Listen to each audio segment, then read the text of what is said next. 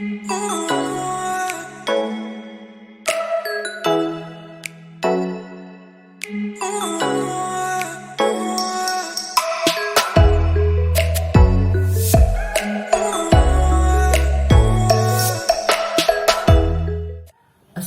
warahmatullahi wabarakatuh. Om Swastiastu, Namo Buddhaya, salam kebajikan, Rahayu.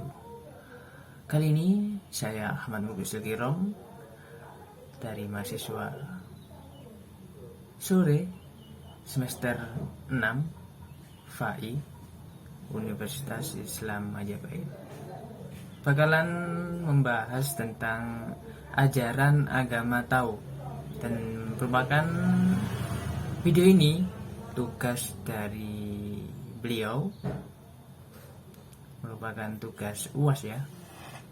Dan berterima kasih sekali untuk Pak dosen kita, Pak Syarif Holili, selaku dosen mata kuliah perbandingan agama, untuk meluangkan waktu mengasih tugas UAS ini kepada kita mahasiswa FAI semester 6. Dan kali ini kita akan membahas tentang ajaran agama Tao. Seperti yang kita ketahui, agama Tao merupakan agama yang berasal dari Tiongkok. Agama Tao ini berbeda ya dengan Konghucu ya. Namun ada sedikit-sedikit kesamaan lah. Agama Tao juga termasuk agama tertua di dunia. Jadi ini merupakan agama-agama terdahulu, sobat. Keren ya kayaknya ya. Jadi kali ini kita akan membahas apa sih agama Tao itu, dan apakah ada kesamaan dengan agama Islam. Nah, seperti apa? Yuk kita bahas sekarang. Oke, kita langsung masuk ke inti ya, ajaran agama Tao ini. Kita flashback atau kita bahas agama Tao. Agama Tao merupakan agama yang berasal dari Tiongkok. Dari data-data yang ada, maka agama Tao termasuk agama yang tertua. Umumnya diakui sudah sejak 7.000 tahun yang silam. Wow,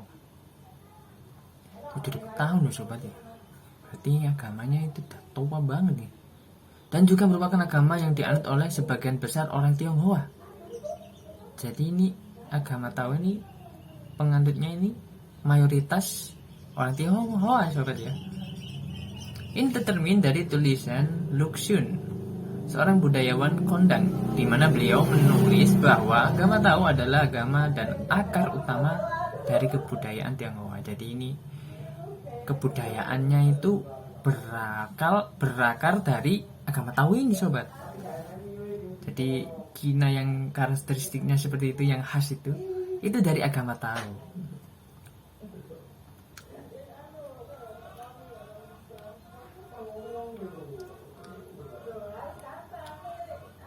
Umumnya agama Tao ini diyakini berasal dari Kaisar Kuning atau Wang Di, dikembangkan oleh Laozi dan terorganisasi menjadi sebuah institusi keagamaan. Wow. Yang lengkap oleh Zhang Taoling. Agama Tao ini selain telah berjasa dalam menjaga keharmonisan hidup bermasyarakat di Tionghoa atau di Tiongkok selama beribu-ribu tahun, juga telah memberikan banyak sumbangan terhadap kemajuan sastra, budaya, ilmu astronomi, ilmu pengobatan, filsafat, dan cara berpikir masyarakat Tionghoa dimanapun mereka berada.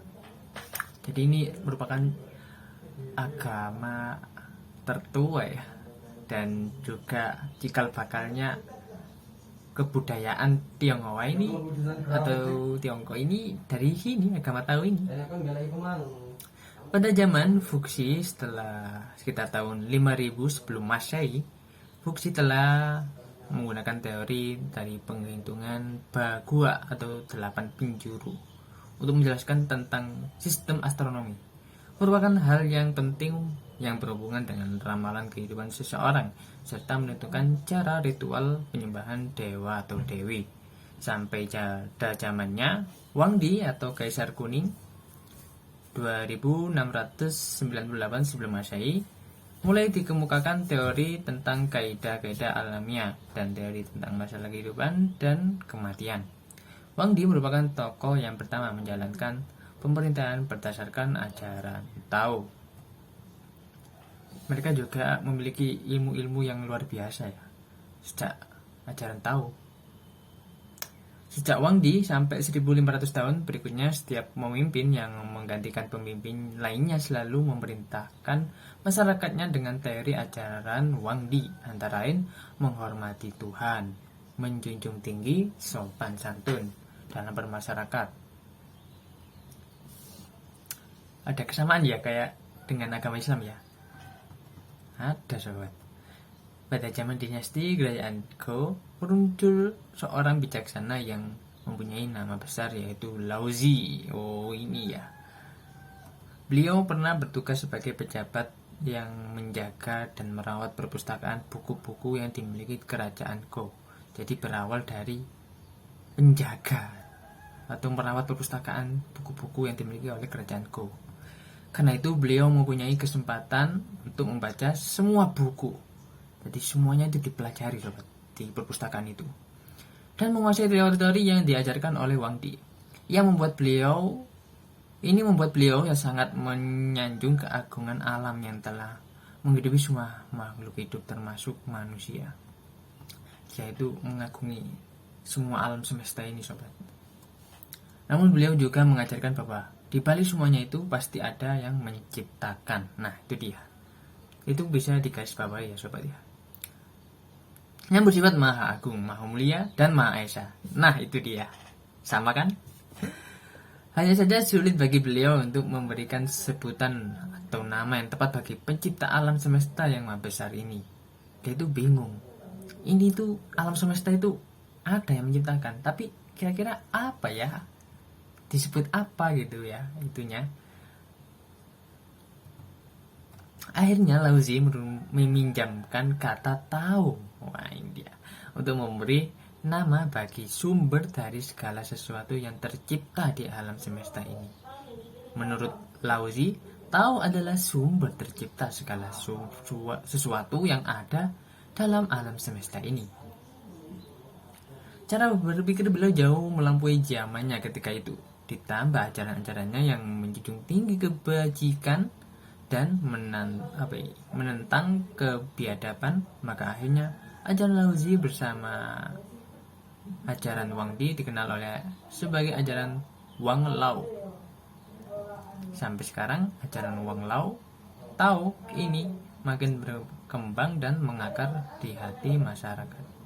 Akhirnya dianut oleh hampir setiap orang yang terpelajar cendekiawan zaman itu. Salah satunya adalah Zhuangzi.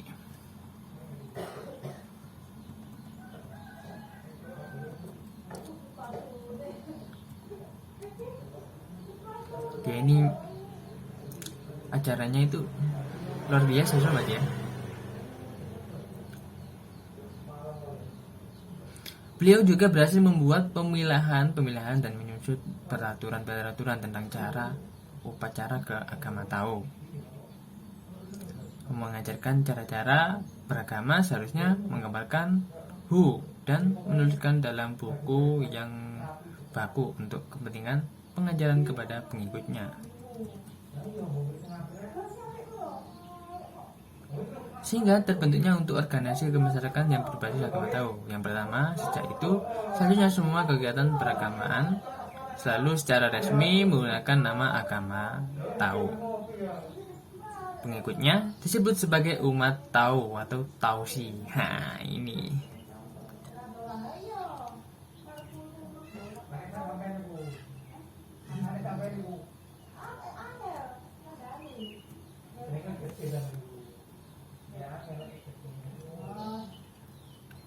Kita persingkat lagi. Nah, ini dia. Pada umumnya Tao terbagi menjadi dua bagian, yaitu utara dan selatan. Jadi Tao itu dibagi menjadi dua ya. Tao di bagian utara antara lain seperti yang terdapat di provinsi Hubei, yaitu Wudangsan. Kelompok itu termasuk kelompok Guanzi. yaitu tidak boleh berumah tangga. Mereka tidak boleh berumah tangga, sobat. Tahu bagian selatan antara lain Longhushan yang termasuk kelompok Zhengyipai dan boleh berkeluarga. Jadi ada dua ya, yang tidak boleh berkeluarga dan yang boleh berkeluarga. Dari luar Tiongkok dan Taiwan ada beberapa negara yang umat agama Tao yang sudah aktif, yang sangat aktif dan berkembang, antara lain Singapura, Korea, Jepang, Filipina, Malaysia, Thailand, Vietnam, dan Indonesia, dan juga dan lain-lain. Agama Tao masuk Indonesia itu dimulai dari orang-orang Tionghoa yang datang ke Indonesia. Jadi lewat jalur perdagangan, sobat. Ketika mereka datang, mereka membawa kepercayaan dan tradisi agama Tao dan mendirikan kelenteng-kelenteng tempat pemujaan dewa-dewi. Banyak kelenteng-kelenteng yang sudah berumur ratusan tahun, bahkan ada yang sudah berumur 300 tahun lebih, dan sampai sekarang masih banyak umatnya yang bersembahyang di sana atau beribadah di sana. Jadi itulah secara singkat agama Tao ya. Untuk persamaan antara ajaran Taoisme ini dan mistisme Islam ya, agama Islam, yaitu sama-sama bertujuan untuk pembinaan aspek moral yang bertujuan mewujudkan kestabilan jiwa dan berkesinambungan, penguasaan dan pengendalian hawa nafsu sehingga manusia istiqomah dalam pendiriannya. Dalam hal ini yang paling ditekankan adalah pembinaan akhlak yang baik kepada sesama manusia, terlebih lagi akhlak kepada Allah SWT untuk agama Islam. Jadi kesamaannya ada di situ, sobat.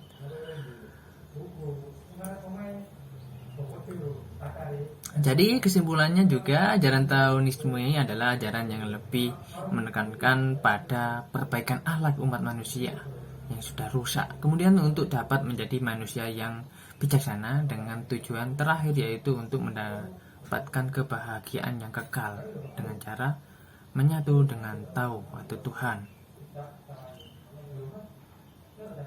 Sedangkan untuk Islam bertujuan untuk pembinaan aspek moral untuk mewujudkan kestabilan jiwa yang berkesinambungan tadi ya, sobat ya. Jadi itu dia persamaannya.